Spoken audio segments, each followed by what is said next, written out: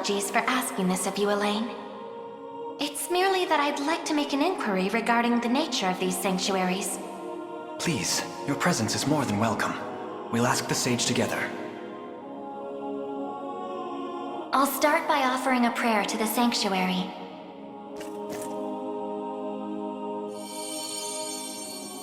He who bears the ring of the unicorn, present its grandeur before me.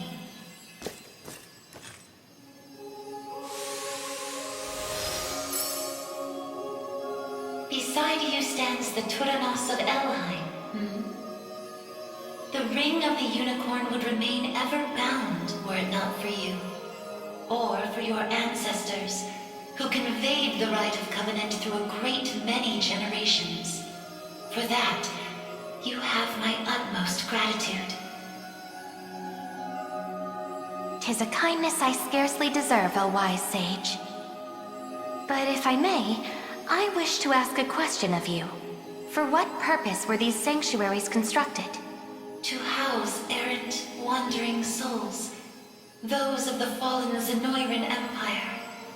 Yet that raises another question still. How is it that Zenoira met with ruin? 'Twas an act of hubris immeasurable.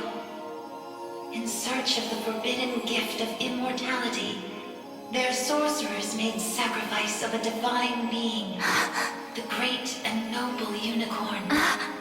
Such vile disregard for the natural world. Indeed, and greed only drove them further from their own humanity. Amidst the slaughter, they sought to elicit the creature's purifying energy, and in so doing, break free of the shackles of mortality.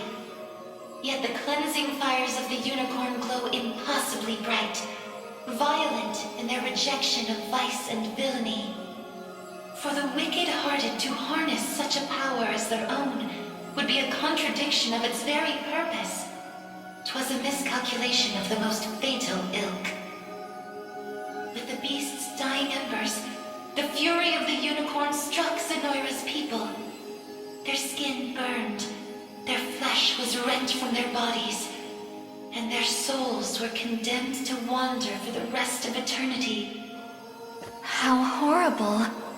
'Twas the greatest irony, then, that the rite proved a success in the end. From the ashes of tragedy rose but one survivor, a single girl, capable of communion with the divine unicorn her countrymen had so cruelly defiled. Aside the Pontifex of Albion and the elven Tyrannos, she set forth to deliver peace to the restless souls of Zenoira's citizens. A venture which saw them construct 6 sanctuaries spread through every land of Thevrith. Upon its completion, she rallied those loyal to her cause and founded a new nation, Cornea, of which she would become the first queen. And with the spirits of her brethren pacified at last, she relinquished the power she had never once wished to receive.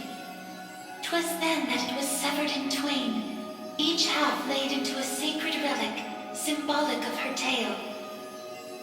The ring of the unicorn. And that of the maiden. Then the reason this ring answers to me alone is the royal blood flowing through my veins. Quite so. Your heart is that of the unicorn, fated to commune with a maiden true and fair. A destiny which culminated in the rite of covenant and the subsequent unbinding of the ring's true form. Now, the power of cleansing housed within these grounds will prove a great boon in the battle ahead. You need only accept its grace.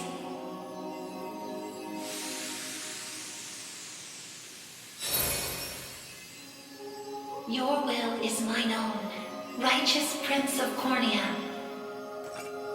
The ring's gotten stronger, Alain. I can feel it. Ringbearer, the sanctuaries of Thevrith further seek your call. Deliver your presence unto each in turn, that we may aid you when the fated time arrives.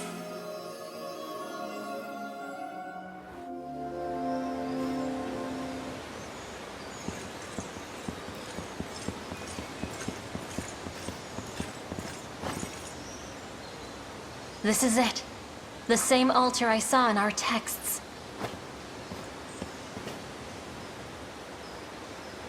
The ring, Alain.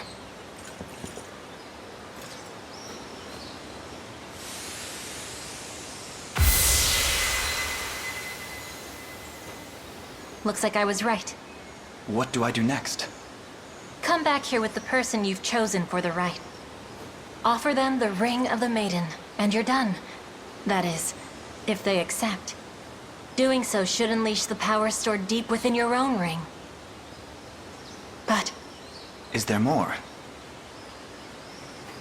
the covenant between Unicorn and Maiden requires both sides to be of one mind and one heart.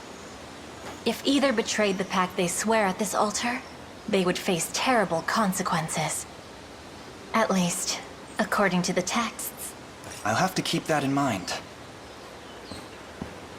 You're a little close, Rosalinda. Is there someone you're thinking of asking? Considering the risk, I'd suggest you give the ring to the person you trust most. Or the elf.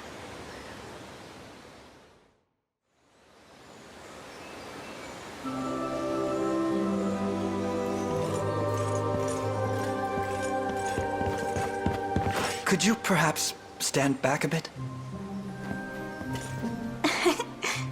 I see someone's made up his mind. I'd like you to have the Ring of the Maiden.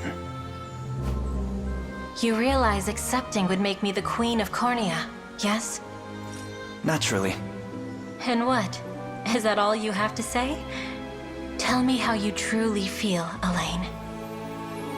I love you, Rosalinda, from the very bottom of my heart. And I want nothing more than to spend the rest of my days at your side. Well, that's more like it. I'm ready.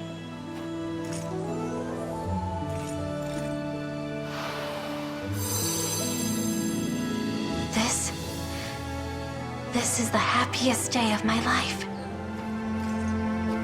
I might not have been chosen as Turdanos, but to be chosen by you is all the greater.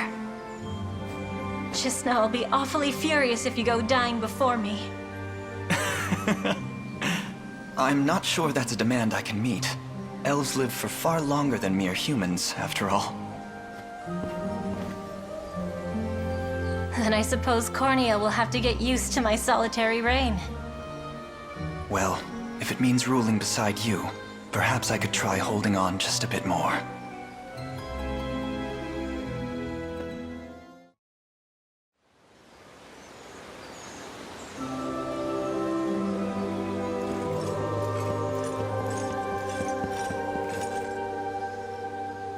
I hear you have need of me, Prince?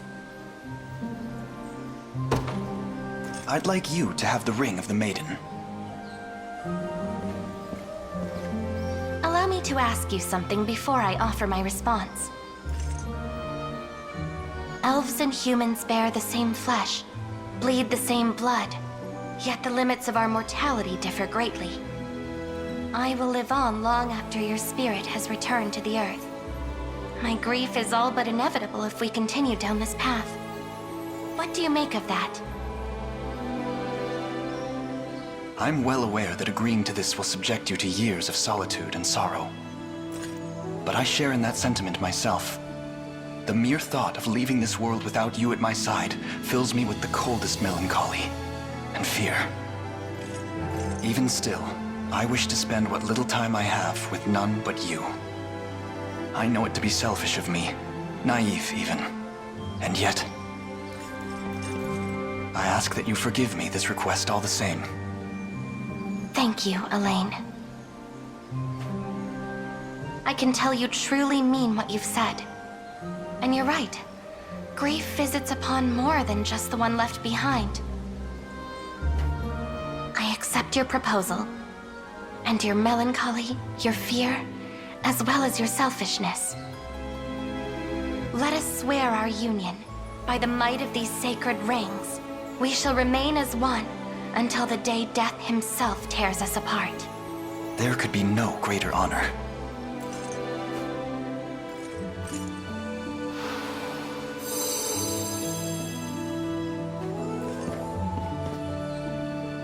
As long as we have time to share in this life, I promise to share it with you. And I the same. I love you, Eltolinde.